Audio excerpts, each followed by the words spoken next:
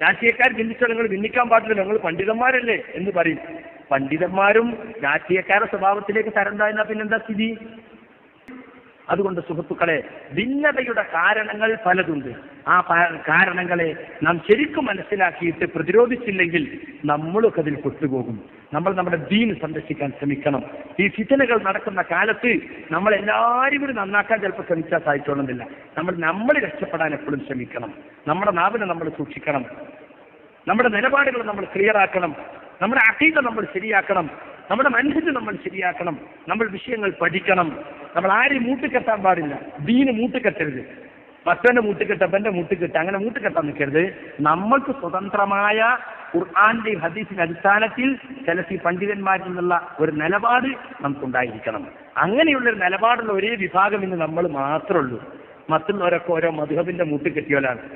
ഇവിടെ പ്രശ്നം എന്താ വെച്ചാല് മുസ്ലിമീങ്ങൾക്കിടയിലുള്ള എല്ലാ അഭിപ്രായ വ്യത്യാസവും പറഞ്ഞു തീർത്തിട്ട് ഐക്യപ്പെടുക എന്നുള്ളതല്ല. അതിവിടെ ചർച്ചയല്ല.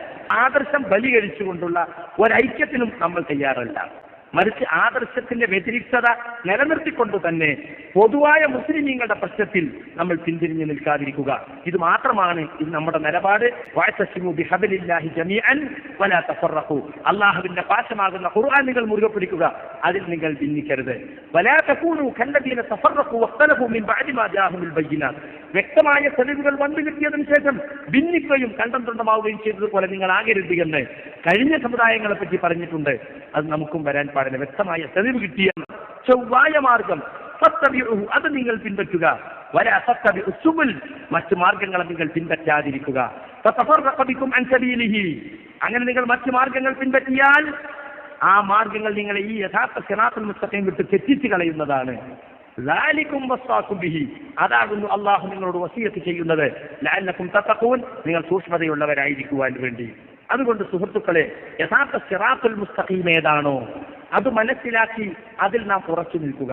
ആ മാർഗത്തിൽ നമ്മൾ തെറ്റിപ്പോകാത്ത തരത്തിലുള്ള സഹകരണം ആരുമായിട്ടുമാകാം.